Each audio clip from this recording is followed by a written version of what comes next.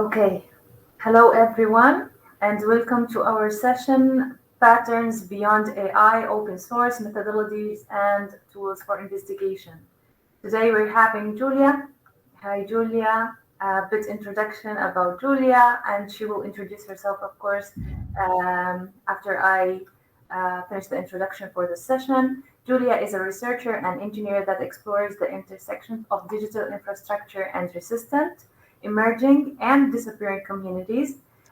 She is currently a forensic architecture PhD fellow at Center for Research Architecture in the UK. So a little bit introduction about the session. This workshop is tailored for researchers focusing on analyzing military tactics through open source evidence pattern analysis. Participants will learn about tools for scrubbing open source data and chrono-spatialising evidence. This methodological approach is aimed at uncovering systematic patterns of violence and destruction, particularly in the context of Israel's genocidal military campaign in Gaza, focusing on attacks on life-sustaining infrastructure such as hospitals and schools. So thank you so much, and Julia, go ahead. Thank you, Rania. I will share screen. Okay. Good afternoon, everyone. And I want to first thank Hamle for organizing this forum and for their invitation to participate. And especially, I want to thank Iman and Rania for coordinating this panel. And the tools and methodologies I will be presenting today are part of the research we have been carrying out these last months at Forensic Architecture on the atrocities of Israel's military campaign in Gaza. And Forensic Architecture is a multidisciplinary research agency. Is a multidisciplinary research agency based at Goldsmiths in the University of London. And we investigate acts of violence from states, corporations, and reactionary forces. And we use spatial analysis and digital modeling to reconstruct incidents of violence and human rights violations. Our practice involves geolocating videos and images with navigable 3D digital models alongside open source research and a range of established and experimental methodologies, drawing from software development, interactive cartographies, satellite image analysis, and situated testimony. Our work in Palestine is a long-term commitment. We have documented the ethnic cleansing in the 1948 Nakba. We have investigated extrajudicial killings of journalists and activists like Shireen Abu Akleh or Ahmad Erekat. The more than 2,000 civilians that were killed in the 2014 military offensive of Gaza, the eviction and forced displacement of families in Sheikh Jarrah, Jerusalem, the environmental violence on Gaza's agricultural fields with the use of Israel's use of herbicides, and the epistemic violence exerted by bombing and contaminating cultural heritage sites, among other projects. So our current analysis of the military campaign in Gaza has to be situated in a long history of an occupied territory and in a continuous intimidation and violence towards Palestinians. So the magnitude of the current events in Gaza prompted us to form working groups that could make sense of the mechanisms that Israel is using to occupy, sustain, and justify the military campaign in Gaza across different scales. And we have focused in 3 areas of investigation, which also respond to the different temporalities in which the war is operating. And these are not themes that were predefined as such, but rather they emerged organically out of a shared concern on how to give response to a crisis at the scale and severity of the current war in Gaza. And I will briefly present the work developed in these 3 groups so you get a bit an idea. But then I will center to the specific tools for pattern analysis. So these groups include the uncovering the manipulation and disinformation, the expansion of the medium of warfare, and pattern analysis. And almost all researchers in the Forensic Architecture Office, which are around 25 here in London, have been involved in some level these last months in the research carried out. So I will not name each of them now, but I wanted to emphasize that the work presented today is the collaborative effort of the whole research group. So the first group that I wanted to talk about is a group centered in uncovering the manipulation and misinformation. So examples of our work are the analysis of the explosion in the Al-Ahi hospital on October 17th, in which we worked to debunk claims made by the Israeli spokesperson on 2 videos that allegedly showed the rocket responsible for the hospital blast. And another example is a counterforensic report that analyzes the evidence submitted by Israel into the International Court of Justice on February 26, where we find 8 instances of the Israeli legal team misrepresenting materials presented through incorrect annotations and misleading descriptions. This can be considered as a rapid response team that is working within the fast pace of news cycles and media battles. And both of these investigations are led by counterforensic methodologies. Counterforensics is a practice that seeks to give individuals and organizations the means of evidence production and turn the state's means against the violence it commits. So civil society groups and researcher groups can use a variety of scientific and aesthetic means to produce and present evidence in the pursuit of public accountability. So, for example, at the core of the counterforensic techniques, we take different media sources like image and video, and we locate and synchronize them in space and time using a digital model. 2 examples of these counterforensic techniques that we have used these last months, for example, photo matching, which is a technique for recreating the perspective of a photograph in a 3D model that allows to verify images by situating them in time and space. So, for example, in Al-Shifa Hospital, we have photo matched almost 100 images and videos since October 7th on the 3D model of the hospital, allowing to trace the timeline of events that took place in the hospital attack, siege and invasion, first in November and then again in March. Another technique in that sense, a counterforensic technique, is triangulation, and we use that in Al-Ahi Hospital, as I was mentioning, where researchers synchronized image and video using different anchor points in the footage to recreate the camera movement digitally in 3D. So it's kind of a form of photo matching, but with a moving image.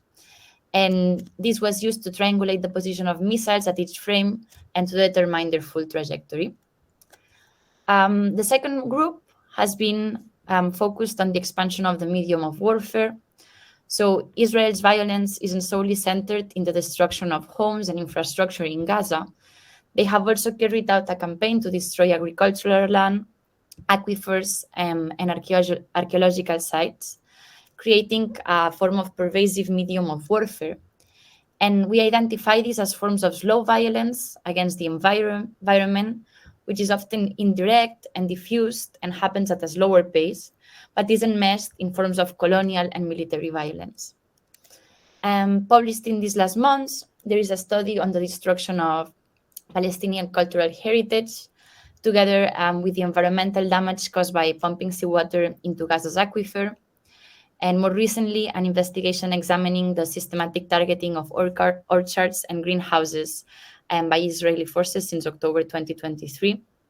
Our analysis reveals that this destruction is widespread and is a deliberate act of ecocide that has exacerbated the ongoing catastrophe and the famine in Gaza, and is part of a wider pattern of deliberately depriving Palestinians of critical resources for survival. This team is therefore working on the long-term effects of war, on the erasure of the future self-sustainability for inhabitants of the Gaza Strip. So Yes, so this is more centered in looking at how Israel seeks to dominate lives of Palestinians and dominate the time, erasing the past, interrupting the present, and shaping the future by contaminating the agricultural lands. And then the third one, and then, yes, I wanted to introduce briefly the techniques used, for example, remote sensing, so a comparative analysis of before and after images that can help to identify transformations on the ground, for example, using different optical bands and cartographic indicators, such as the normalized differential vegetation index, to give the detailed information at distance, and also then comparing before and after images that we obtain from satellite.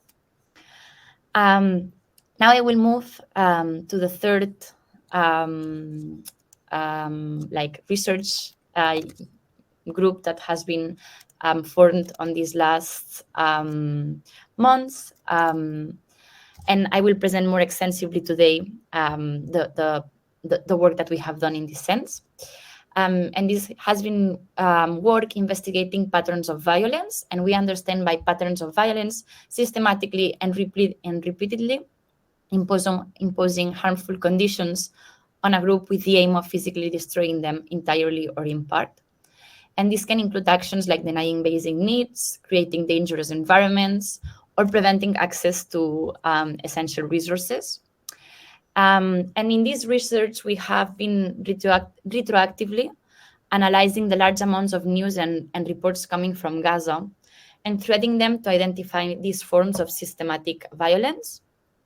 So we would say that this group moves back and forth in the duration of the war to understand what are the repeated and consistent patterns that are aimed at targeting infrastructure, physical and social infrastructure that sustains life. So far, we have published research that identifies patterns in the attacks on medical infrastructure, in the repeated displacement of population into areas made already uninhabitable by previous Israeli destruction under the guise of humanitarian principles, and the repeated attacks on aid workers and civil servants aimed at dismantling Palestinian sovereignty. I will now take you through the tools and design methodologies we have developed over the last few months for this pattern analysis. And I wanted to stress, given the framework of the forum as well, that we are not using artificial intelligence in any of the investigations in Gaza. Forensic architecture has used AI in other investigations in the past, for example, to train a model to identify tear gas canisters in video footage. And in that case, there was like a specific image recognition task that needed to be repeated 100 times, right? So identifying an object over and over. But what our research has been centered in these last months is on producing evidence that can be used to shift the narrative that Israel, with the support of international countries, has been pushing of a war in which civilians are a collateral damage. And we are producing evidence to show that there is an intentional and systematic attack on civilians and life-sustaining infrastructure in Gaza. So this is not a collateral damage. As you see, there is not an object that we are identifying, but rather a work that to review, verify, and threat events to be able to make sense of the total unreason of this genocidal campaign. So, as I mentioned earlier, there has been over 25 researchers involved at some level producing evidence these last months. But the tools I will present now, I do want to acknowledge Noura Bouzaid and Peter Pollack, who, along with myself, are part of the computation unit at FA, and with whom these last months we have been working to create these pattern analysis tools. So I will start by talking about the first pattern we started analyzing on November last year on the attacks on hospitals. So hospitals constitute an essential infrastructure for supporting the lives of any population. And since the first weeks of the war, as 1.1 million Palestinians were told to evacuate their homes, hospitals also became shelters for displaced population. So hospitals like Shifa or Indonesia gave shelter to thousands and thousands of displaced people. So You might remember that hospitals became a central piece of news very early on in October. So in order to analyze the recurrent attacks on hospitals, we scraped reports from 3 media resources, Al Jazeera, Shehab News, and Al Arabiya, and the Ministry of Health in Gaza. And we scraped the reports from their Telegram channels. Since October 7, we have scraped over 200,000 messages, which we then visualized in a platform. So by the end of December, and I'm showing the platform as we had by the end of December, we had scraped over 85,000 messages. And then we filtered these messages by any mentions of hospitals, healthcare, or medical infrastructure in Arabic language. And this gave us around 8,000 messages over the period between October 7th and December 19th.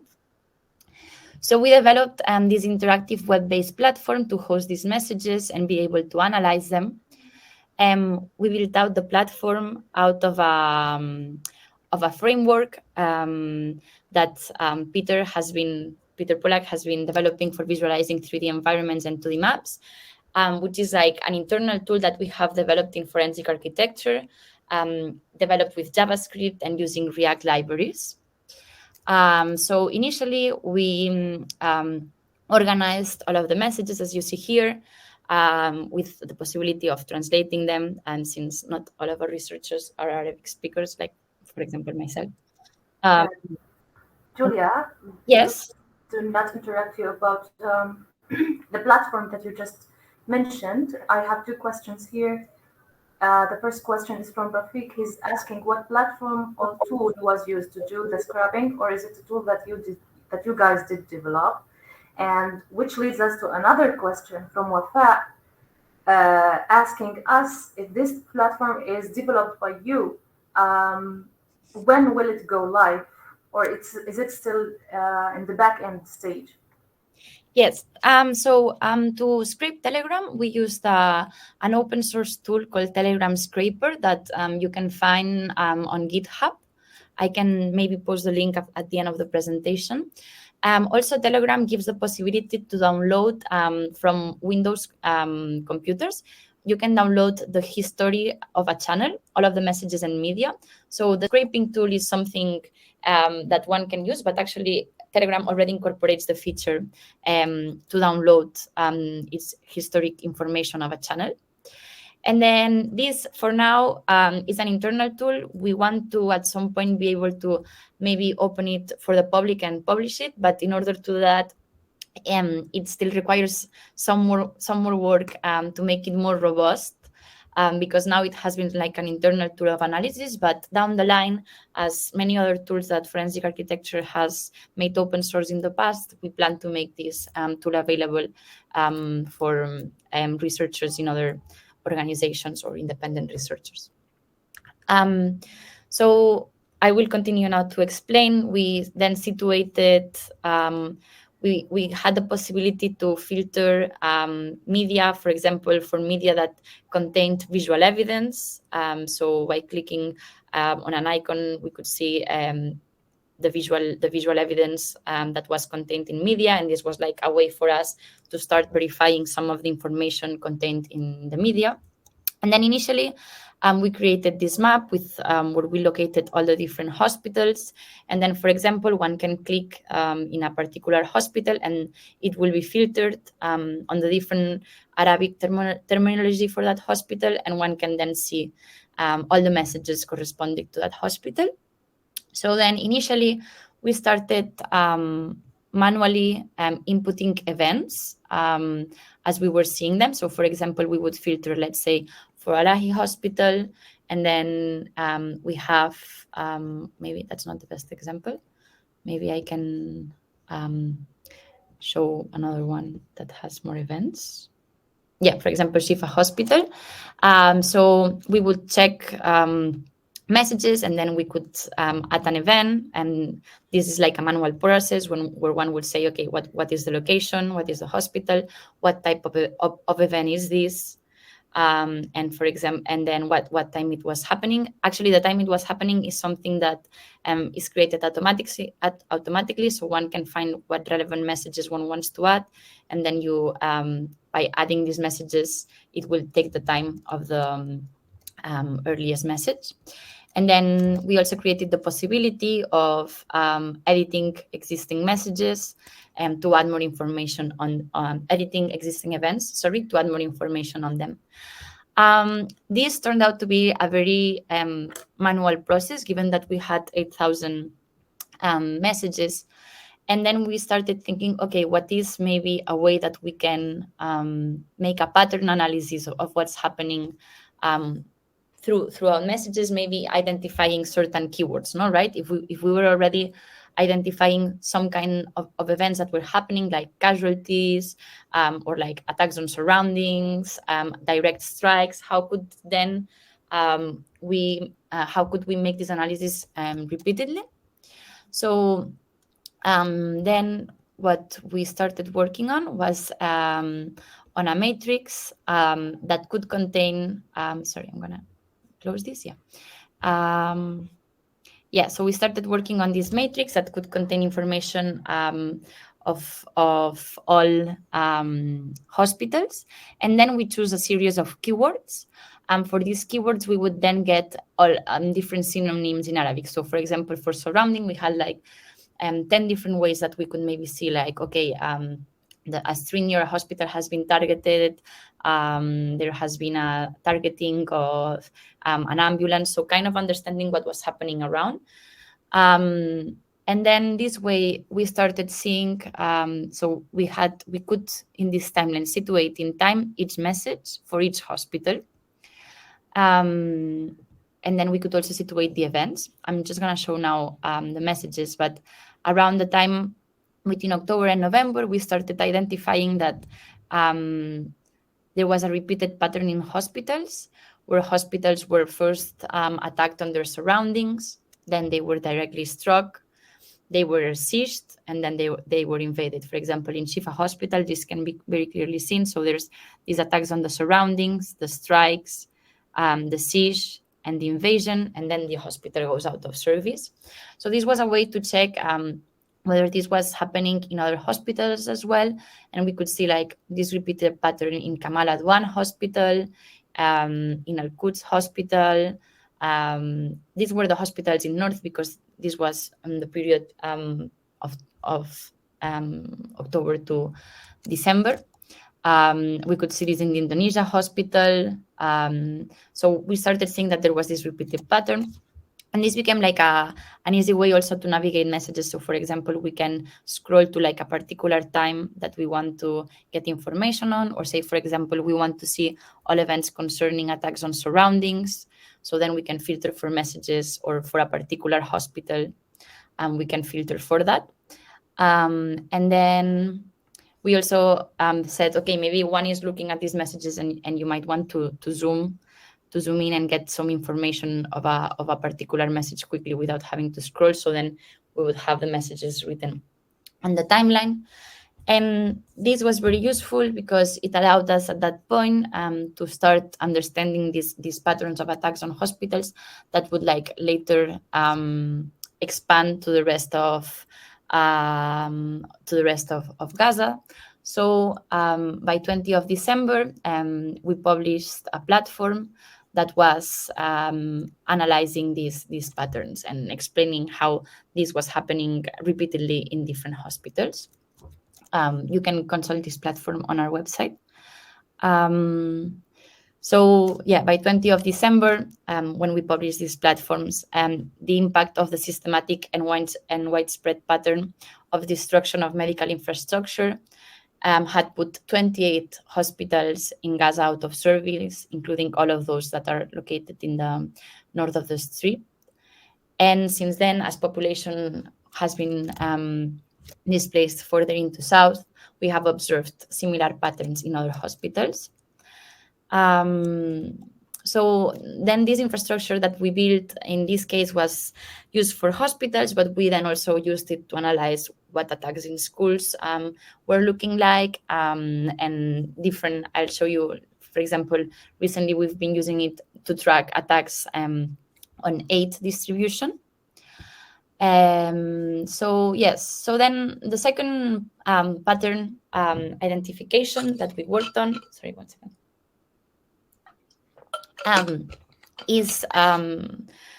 was centered on investigating Israel's military use of humanitarian principles to forcefully displace Palestinian population. So we documented 3 overlapping phases in the execution of this displacement. The first transfer of Palestinian population force from north to south, that was between the period of October 13th until December 1st. Then the use of an evacuation grid in order to create the evacuation orders that some of you might be familiar with. And finally, the expulsion from what Israel deemed as safe zones. Across all of these 3 phases, the Israeli military have repeatedly abused humanitarian measures as evacuation orders, safe routes, safe zones, and have failed to comply with the laws governing the application of them within wartime context. And these patterns of systematic violence and destruction have forced Palestinian civilians from an unsafe area to the next, confirming what the conclusion echoed across civilian testimonies and media reports, that there is no safe place right now in Gaza. So this is the second platform that we built. And in this case, we were using a cartographic analysis. So we conducted analysis of open source data, press releases, social media reports, and statements by officials in the Israeli military concerning warnings, evacuation orders, known shelters, and suggested evacuation routes, and examined the means by which this information was also disseminated, and by references that we had both of testimonies online, collected firsthand media evidence, and satellite imagery between the period of October 8th of 2023 and 16th of October of 2024. So this analysis took 2 different outputs formats, an 80-page report published on our website with detailed analysis and findings. This is more like a document for an expert audience. And this interactive scrolling article, which is similar to the one we published for hospitals. So to give some examples of what we were doing with cartographic analysis and with open source research. So for example, the research consisted in identifying repeated patterns of violence in the instruments, evacuation protocols, in the establishment of safe routes, safe areas, and evacuation. Sorry, I'm repeating myself. So to put an example of what these instruments that we're talking about are, we have, for example, the use of this evacuation grid that was published on December 1st in order to emit evacuation orders in different blocks. So this grid was used to divide Gaza in 623 blocks that then were subject to the evacuation orders. And actually, this evacuation grid was originally drawn by the Israeli authorities half a century ago as a short-lived plan to rebuild Gaza under Israeli occupation in the early 70s. And while the map was presented as a basic orientation tool to enable Palestinians to avoid the most dangerous areas, an interactive version of this had already been in use in the first 8 weeks of the war as a decision-making tool for IDF commanders and planners before launching airstrikes and ground maneuvers. So in fact, this evacuation grid is a military tool that has been actively used in Gaza since October 2023, and it has been repackaged by the Israeli military as a humanitarian tool. So the report comes up with the term cartographic terror to refer to the warnings, evacuation orders, safe zones, and safe corridors employed by the IDF to have created confusion and panic by providing these very unclear, incorrect, inconsistent, conflicting instructions and communication protocols of evacuation. So cartography, and here is where cartography analysis becomes important, because a lot of the work that we were doing here was actually looking at the evacuation orders that were emitted and trying to understand what they were actually referring to. So then situating these evacuation orders in space and seeing what was inconsistent about them. So we have to understand that cartography is a tool of domination, and whoever has the power to represent a territory also has the power to dominate it, and that is a bit at the root of the counter-forensic project. So an example of cartographic terror is these contradictory and inconsistent declarations of safe zones. And for example, the Israeli military published 4 different borders for the Al-Mawazi safe zone before the 20th of February, making it very unclear where the evacuated population had to go. So I think this is later on here. You can see the whole of the investigation in our website. Yes, so you can see here how there was 4 different zones declared, right? So when we talk about cartographic terror, we are not only talking about the unequal means of representing the contested territory, but also about the repeated manipulation of this representation in order to create confusion. And basically, finally, what our analysis of the evacuation order sums to is that far from protecting Palestinian civilians, these measures rather serve to support Israel's military campaign by systematically forcing civilians into unlivable places where they inevitably come under attack again, and then they are displaced once more. No, so these humanitarian principles are actually military tools used by the Israeli military. And then the last pattern analysis I will present is the attack zone 8. Recently, some of you might have seen, we published a platform on attack zone 8, and reporting on 8 has focused on the number of trucks entering in Gaza these last months, and despite that there are a lot of reports on the ground from civilians and staff of NGOs and other governmental organizations indicating that Israeli obstruction of aid goes beyond only like allowing entering of aid. So let me load 1 second. One thing, yeah. So our analysis aims to expand the scope of this obstruction by centering on Israel's destruction of infrastructure. So let me see if I can reload this. And then this is, some of you might have seen that we've published this platform recently, which aggregates the different attacks on aid infrastructure these last months. Yeah. And then,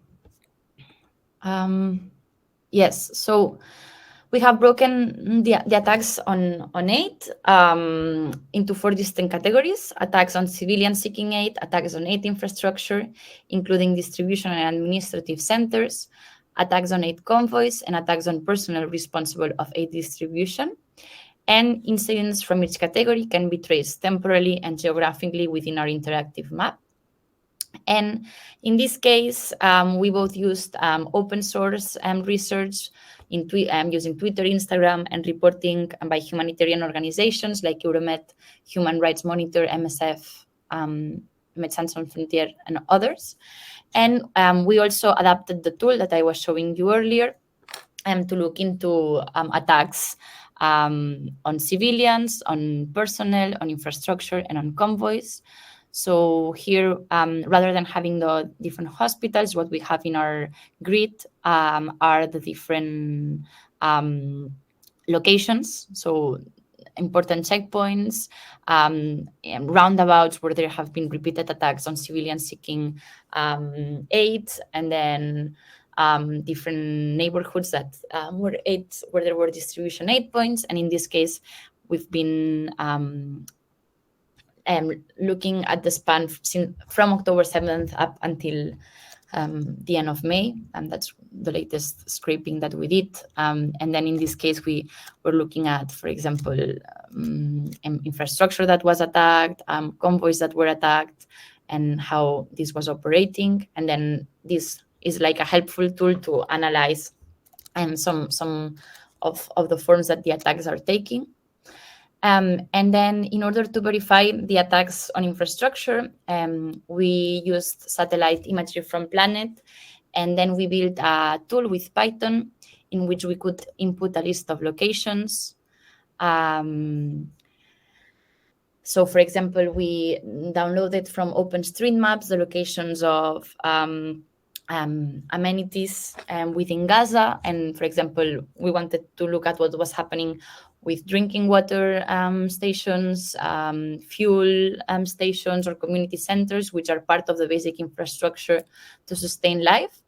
And then with this tool, we can quickly compare, giving the geocoordinates of different places. We can compare satellite imagery throughout time. And in this way, we can assess whether we can assess quickly and verify the data points regarding attacks on civilian infrastructure, whether these are accurate and not given the satellite imagery. And then at the moment, we are working to extend our research in ة and provide more than this map, which is a map that does a very good job in tracing the timeline of events. But we are working beyond the say like the systematic attack and targeting of aid distribution to understand how the networks that are distributing aid, composed by civil servants, police, and aid workers, have been attacked as well, as a means to undermine the sovereignty of Palestinians in Gaza. So in a way, again, tracing the relations between these different events and being able to understand how attacks on aid are not only separated events or even systematic events, but form part of a larger military and colonial plan in Gaza. And yes, but more about this will come in the next few months. And I think I've been talking for a long time, so I will now stop. And thank you, everyone. And yes, I'm very happy to have any questions that you might have. Yes. Thank you so much, Julia. Guys, if you do have any questions related, if you have any questions or reviews for what you just heard in our workshop, we're here to answer all of your questions.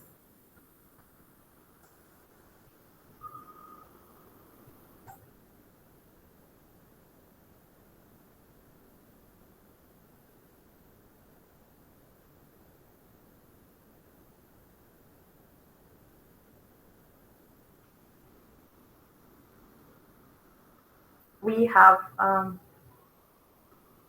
a comment from Wafa saying that's a huge effort, and that's for real. Thank you so much.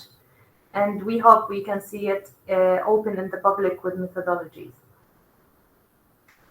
We have a question from Rafiq saying, can you help me understand more in your methodology how you turn Telegram messages that mentioned the hospitals into the visualization?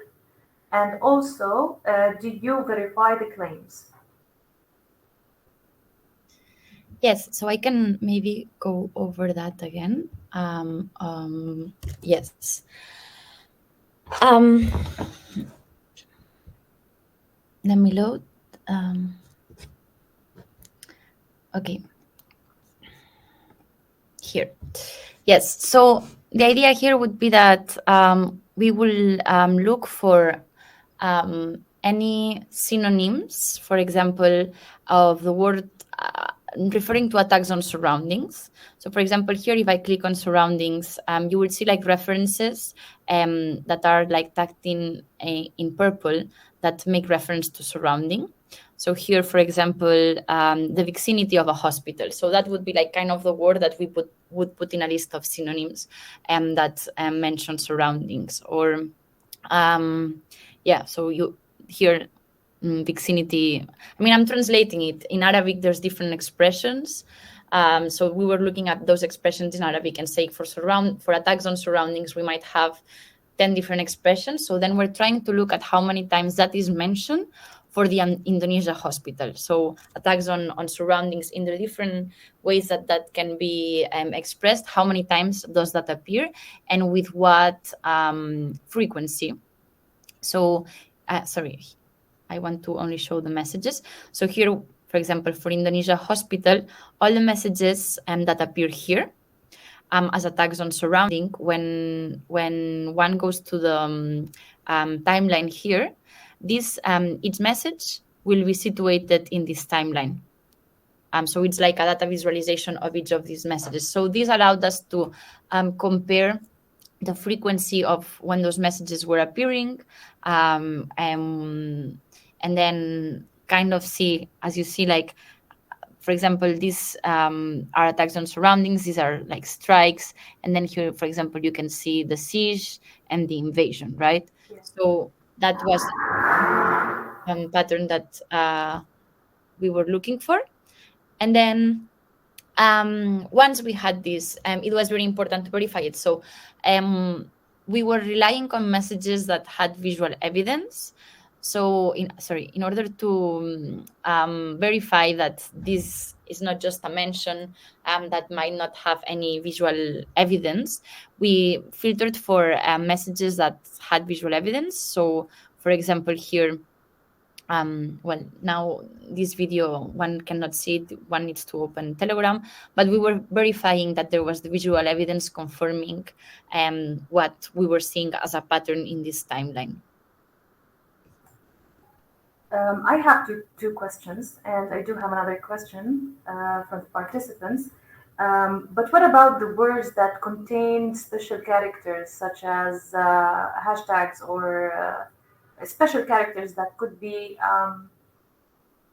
not directly referred to the term itself? Yes, so like because it was so common lately, like because of the situation, everyone has been doing this. Yes, and like, for example, if you would have like hashtag strike, so then how would you verify? Do you refer to that?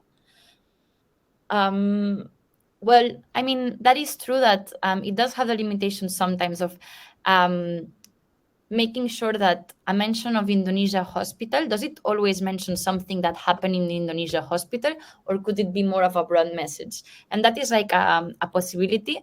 That's why we don't rely on like a single message in order to identify the pattern, but on the accumulation of messages. And then we need to go through the process of of verifying the visual evidence in order to make sure that that is actually referring to what is said on the message. And also, what about, because we have some terms in English that could be referred to more than one term in Arabic. So what dictionary did you refer to use it for Arabic words? That these all words, let's say 10 words, means one term in English that are reflected already in the system. Yeah. So, yeah. So actually, I think this long highlighting that there is here, that's not all of the words that we put on the synonyms. Probably from the synonyms is one word, but the highlighting also gives you the surrounding of the word so you can have the context. And the choice of the words that were synonyms were chosen by like our Palestinian researchers that know the language and can make this assessment, because being an English speaker with a very, very basic knowledge of Arabic, I'm not suited to do that myself. And we needed language, like first language speakers that could trace those synonyms. What tools, Sky Vendor is asking us, what tools do you use to collect the content from social media APIs? How do you decide which content to collect? You already answered part of this, but if you can... Yeah, so Because lately it has become harder to scrape Twitter, for example, since it has moved to X. They've put a lot of restrictions on scraping, on the quantity of tweets that one can scrape. So that's why we relied on Telegram. We also relied on Telegram because we wanted to not rely on individuals' accounts, but rather on official news channels that were reporting from the ground, because that already gave us like a first filter of verification of not verification, because that does not verify yet, but a first filter of accuracy of information. So it's not an individual, but rather it's being filtered already by a news channel. So that's why we relied on Telegram first, because it was possible to scrape Telegram without restrictions. You have to have to pay a license now to scrape Twitter, and that's very costly, and we didn't have that option. And then the second reason was that rather than that scraping like news channels in the same way that one could scrape Twitter news channels, right? Yeah.